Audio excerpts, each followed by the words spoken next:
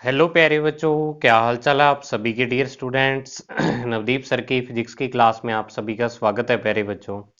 तो अपने चल रहा था देखो फिजिक्स का चैप्टर नंबर 7 और आज थ्योरेटिकली अपने इसका लास्ट पार्ट करने जा रहे हैं। 25वां पार्ट है। तो इसमें जो अपना आज का टॉपिक है वो है टोरॉइड की अक्ष पर चुंबकीय क्षेत्र। ठीक है। जो टोरॉइड है, टोरॉइड एक क्या है, भी टोरॉइड होता क्या है वो सारा कुछ पढ़ेंगे इसमें।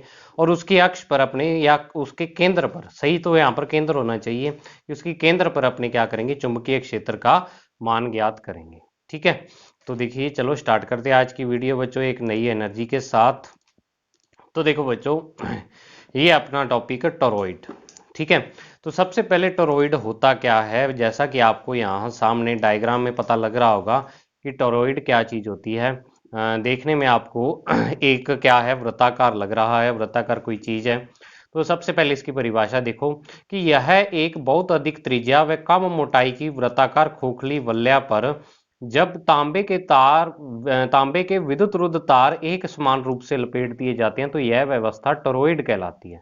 भाई अपने क्या करें कि अगर अपने एक पाइप ले लें, मान लो खोखली पाइप है। ठीक है। खोखली पाइप है और वो पाइप किसकी हो सकती है, पाइप आपके कार्डबोर्ड गत्ते की हो सकती है, या फिर अपने कोई ऐसी ले ले जो क्या हो, चीनी मिट्टी की पाइप बनी हुई हो। ठीक है। उसको क्या करें, वृत्ताकार रूप में मोड़ दें। वृत्ताकार रूप में भी ऐसे मोड़े, देखो पाइप क्या होगी, पाइप की खुद की भी त्रिज्या होती है, क्योंकि पाइप देखो बेलनाकार होती है और बेलन की खुद की क्या होती है, त्रिज्या होती है। ठीक है। तो ये त्रिज्या होगी एक तो यहाँ पर, और एक जब इसको ऐसे गोल मोड़ेंगे तो ये वाली त्रिज्या होगी जो इस गोल मोड़ने पर त्रिज्या आ रही है। ठीक है। तो मतलब इस वाली त्रिज्या से ये वाली त्रिज्या क्या होनी चाहिए, बहुत बड़ी होनी चाहिए। ठीक है। तो एक बहुत अधिक त्रिज्या और कम मोटाई, कम मोटाई का मतलब यहाँ पर मोटाई क्या है, बेलन जो पाइप आपने कम यानी कि मोटी ले रखी है, चौड़ी कम ले रखी है। ठीक है। तो उस खोखली वल्ल्या पर या खोखले पाइप पर जब अपने तांबे के विद्युत रुद्ध तार, तांबे के विद्युत रुद्ध तार का मतलब भी तार ऊपर लपेट रहे हैं लेकिन एक तार दूसरे तार से टच नहीं होना चाहिए, उसको विद्युत रुद्ध बोल देते हैं अपने। ठीक है। तो विद्युत रुद्ध बनाने के लिए अपने क्या करते हैं कि ऊपर एक तरह का लेप कर देते हैं तार के।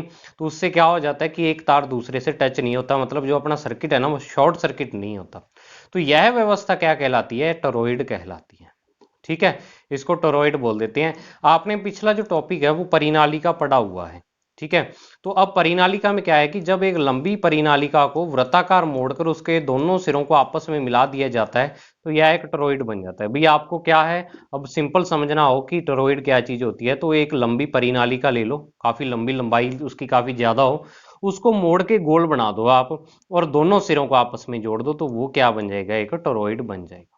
ठीक है ना, मेरा डायग्राम अच्छा है ना। तो काफी यानी मेहनत करके बनाया हुआ डायग्राम है, अच्छा ही लगेगा। तो देखो क्या है, ये एक टोरॉइड आपको दिख रहा है। तो अब देखो क्या है कि टोरॉइड के अंदर चुंबकीय बल रेखाएं सकेंद्रीय वृत्तों के रूप में होती है जिनका केंद्र टोरॉइड का केंद्र ही होता है। अब जो इस पे तार लपेटी है ना, ये देखो यहाँ से तार लपेटनी स्टार्ट हुई है।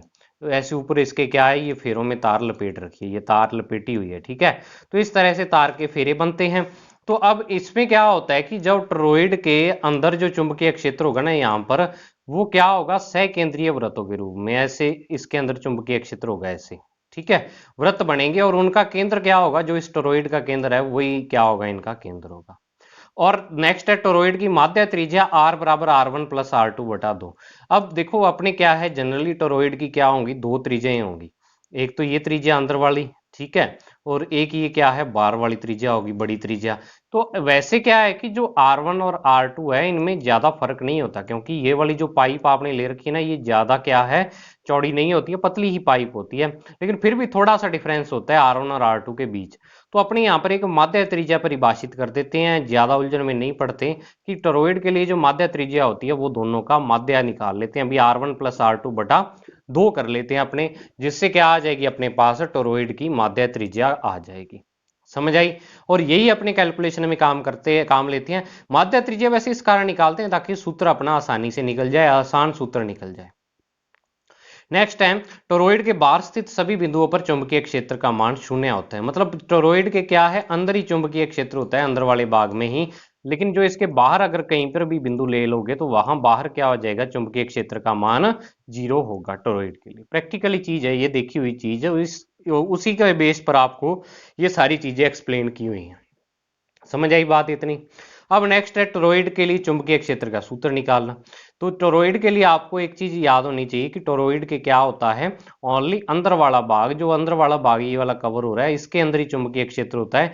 बाहर चुंबकीय क्षेत्र इसके क्या होता है, बिल्कुल जीरो होता है, बिल्कुल परिनालिका की तरह ही, क्योंकि परिनालिका ही तो होती है एक तरह की है।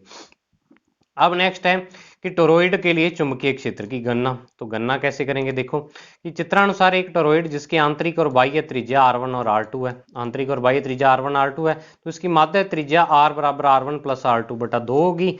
इसमें फेरों की संख्या n और प्रत्येक फेरे में बहने वाली धारा कितनी है, I है। ठीक है, फेरों की संख्या n है और प्रत्येक फेरे में जो धारा बह रही है वो कितनी है, I धारा है। तो अपने क्या करेंगे कि अतः टोरॉइड के अंदर चुंबकीय क्षेत्र ज्ञात करने हेतु हम एम्पियर के नियम का उपयोग करते हैं। अपने एम्पियर का नियम लगाएंगे।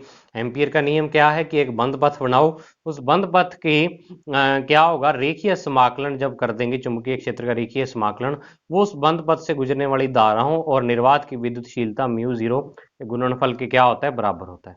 तो इस हेतु हम टोरॉइड की नलिका के अंदर R त्रिज्या का वृत्ताकार बंद पथ बनाते हैं। तो टोरॉइड की जो माध्य त्रिज्या आती है ना, वो उतनी त्रिज्या ले लेते हैं अपने। और ये यहाँ पे जो ग्रीन कलर में लिखा हुआ है ना, ये क्या है, यहाँ पर बंद पथ है या बंद लूप जो मैंने ये लिखा हुआ है ना, तो ये हरे रंग वाला क्या है, यहाँ पर एक बंद पथ है। अब इसमें क्या हो गया, आपका सारे जो फेरे है वो बंद गए, इस बंद पथ के अंदर बंद गई। तो अब अपने क्या करते हैं, एम्पियर का नियम लगाते हैं। तो सबसे पहले बी डी एल का मान, तो B D L cos theta और लूप के प्रत्येक बिंदु पर।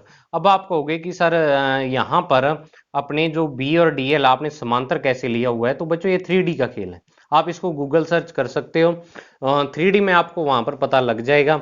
ठीक है, लेकिन आप क्या करो, इतना ज्यादा माथा मारने के बजाय थीटा 0 डिग्री रखो, क्योंकि ये टॉपिक यहीं आएगा, आगे कहीं नहीं आएगा, एमएससी तक कहीं भी नहीं है। ठीक है, तो इसको याद ही रख लो भी, थीटा क्या आएगा, 0 डिग्री होता है टोरॉइड के लिए।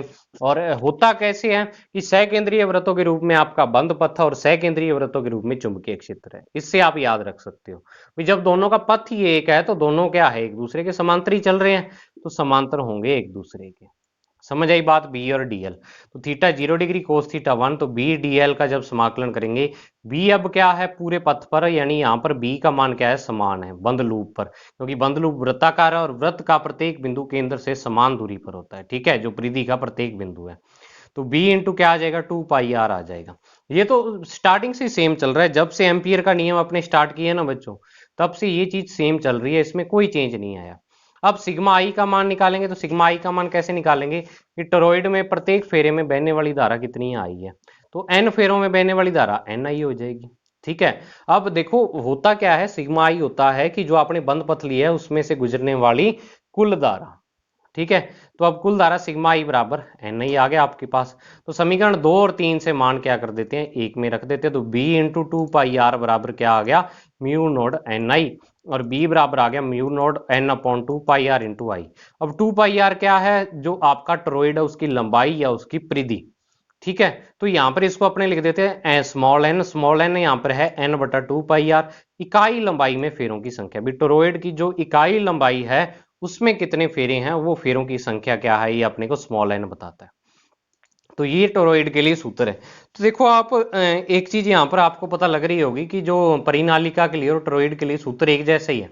बस जो सीमित लंबाई की परिनालिका का सूत्र था उसमें म्यू नोड एन आई, वहां पर स्मॉल एन जो इकाई लंबाई में फेरों की संख्या थी वो कैपिटल एन बटा एल थी।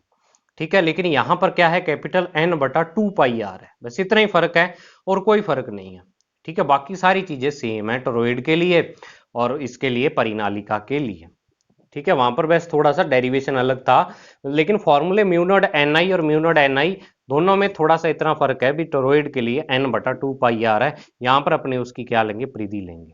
अब नेक्स्ट है माध्यम हेतु। अगर अपने ऊपर वाला सूत्र माध्यम हेतु लिखे तो बी माध्यम, बी मीडियम, तो mu M into N I हो जाएगा, और म्यू एम माध्यम को क्या लिखेंगे, mu zero mu R into N I. तो यहाँ पर म्यू जीरो एन आई आपके पास बी है जो निर्वात में टोरॉइड के कारण चुंबकीय क्षेत्र है, और ये म्यू आर का क्या है, साथ में गुणा है, तो बी एम यहाँ पर क्या हो गया आपके पास, म्यू आर इंटू बी हो जाएगा। तो अपने कह सकते हैं कि अतः स्पष्ट है कि टोरॉइड के अक्ष पर उत्पन्न चुंबकीय क्षेत्र उसकी त्रिज्या के क्या होता है, समानुपाती होता है। टोरॉइड के अक्ष पर जो सूत्र है उसकी त्रिज्या के समानुपाती होता है। त्रिज्या के समानुपाती नहीं आना था, यहाँ पर व्युत्करणोपाती आना था। ठीक है, ये देखो त्रिज्या के ये वाला चुंबकीय क्षेत्र है, ये क्या आ रहा है यहाँ पर, इसके व्युत्क्रमपाती आ रहा है, तो इसको सही कर लेना आप, ठीक है ना। कंफर्म नहीं किया मैंने, लिख दिया जैसे आपकी बुक में लिखा था। तो टोरॉइड के अक्ष पर चुंबकीय क्षेत्र उसकी त्रिज्या के क्या होता है, व्युत्क्रमणपाती होता है, ये आपको लिखना पड़ेगा यहाँ पर। समझ आई बात।